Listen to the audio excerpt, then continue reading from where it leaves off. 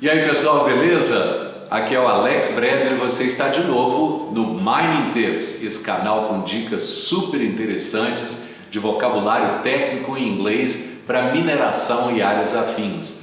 E o assunto de hoje é um assunto que já me fascina há algum tempo, todo esse tempo que eu tenho passado acompanhando projetos de engenharia. A gente vê na fase de construção, às vezes esses projetos e também nas fases de manutenção de estradas, de taludes. E agora esses dias eu estava viajando, uma coisa que me relaxa bastante é dirigir, nas estradas entre as cidades, e aí eu observando um pouco aos lados das estradas essas estruturas.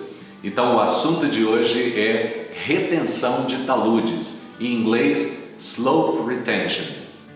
E eu quero começar com você te mostrando uma figura já com duas estruturas de retenção de taludes. Dá uma olhadinha agora nessa figura. Bom, aí você está vendo a primeira estrutura é chamada soil nailing e a segunda estrutura é chamada anchored wall. Então vamos ver cada uma delas, e as partes que elas têm ali. Soil nailing é o solo grampeado, Lembrar em inglês para você que soil é solo e nail, a palavra nail significa prego, também grampo. Então nesse caso aqui, nailing dá a ideia do processo de grampeamento do solo e a gente chama comumente de solo grampeado. E a palavra anchored wall significa muro atirantado, porque é um muro que vai usar tirantes para fixação e retenção desses taludes, beleza? Vamos ver as partes que estão apresentadas dessas duas estruturas nessa figura. Volta na figura. Lá em cima então você tem primeiro trough, que é o que? Uma canaleta. Olha aí a palavra que se usa para canaleta em inglês, trough, ok? Serve para drenagem, não é isso? Do lado ali, à esquerda você tem shotcrete. Shotcrete é o concreto projetado que vai ser colocado ali para ajudar no grampeamento de solo a dar essa retenção do talude. E lá embaixo você tem whip hole, que em português eu acho uma tradução engraçada, barbacão. Então quando se falar barbacão, em inglês a gente fala whip hole. Ao pé da letra é um furo de choro, é outra estrutura de drenagem que você tem ali, ok? Do lado direito você tem anchor, que no caso do solo grampeado é chamado de chumbador. São os chumbadores que são colocados aí para aumentar essa resistência do solo. E lá embaixo, subhorizontal drain, que é o dreno subhorizontal, Muito importante que essas estruturas sejam bem drenadas, para que elas não acumulem água. Do lado do muro atirantado, o anchored wall, nós temos lá em cima trough de novo, e você já viu comigo então que é canaleta, não é isso? Aquela canaleta para drenagem.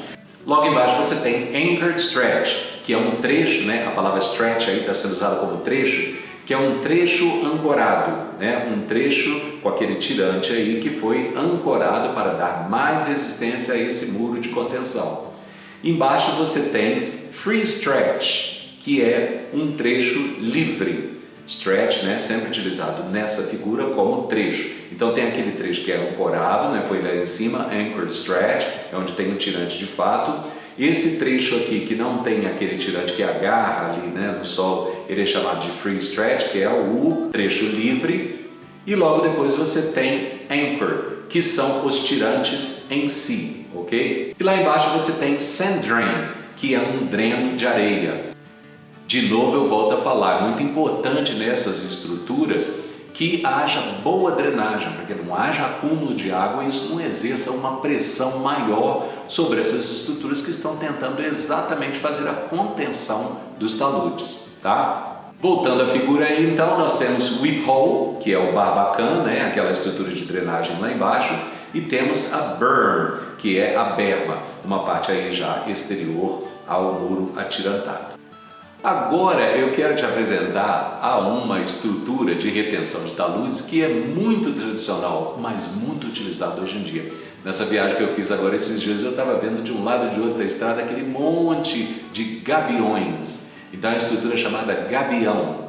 Em inglês eu me lembro quando eu estava começando como tradutor e intérprete técnico, lá no início da minha carreira e põe tempo nisso, eu estava procurando a palavra gabião e uma dificuldade de achar gabião. Interessante que gabião em inglês é gabion.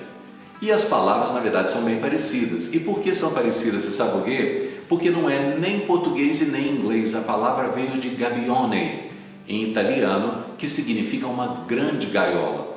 Agora, pensa bem num gabião, se ele não é exatamente isso, uma grande gaiola, não é isso? Uma gaiola, uma estrutura, né, de arame ali, nós vamos falar um pouco sobre isso, cheia de pedras, né, que vai fazer umas juntas às outras a contenção daquele talude. Então, gabione em italiano, que é a grande gaiola, deu gabião em português e gabion em inglês. Agora eu vou te apresentar a figura desse gabião. Dá uma olhadinha. A hora que você vir a figura, você vai dizer: ah, mas eu já vi isso aí tantas vezes. Olha só. Essas gaiolas que vocês estão vendo, então, né, da origem do italiano aí, gabione, grande gaiola, essa gaiola normalmente é chamada de gabion box, ou seja, ao pé da letra, caixa do gabião. E essa caixa do gabião, essa estrutura dela por fora, é feita com arame, que em inglês é chamado de wire. Então, arame em inglês, wire. Mas é preciso notar de que vai ser feito esse arame. Por quê? Porque disso aí vai depender a vida útil do gabião. Quanto tempo um gabião vai ser capaz de resistir mesmo a todas as forças a que ele é exposto ali no talude e ficar durante anos ali sendo uma boa estrutura de contenção de taludes? Vai depender exatamente do material. E de que são feitos os arames do material, então, dessa gaiola do gabião, né, da gabion box? Normalmente são utilizados 3 materiais para esse arame da gaiola, né, da caixa do gabião. O primeiro tipo seria, então, um arame de aço galvanizado. O segundo tipo utilizado é um arame que é coberto com PVC. E o terceiro tipo é um arame de aço inoxidável. E aí, como é que a gente fala isso em inglês, então, esses 3 tipos de arames que são colocados no gabião? Veja bem, o primeiro é aquele arame de aço galvanizado, é chamado em inglês de galvanized steel wire. O segundo é o arame que tem aquela cobertura de PVC, chamado de PVC coated wire. E o terceiro é o arame que é feito de aço inoxidável, chamado em inglês de stainless steel wire.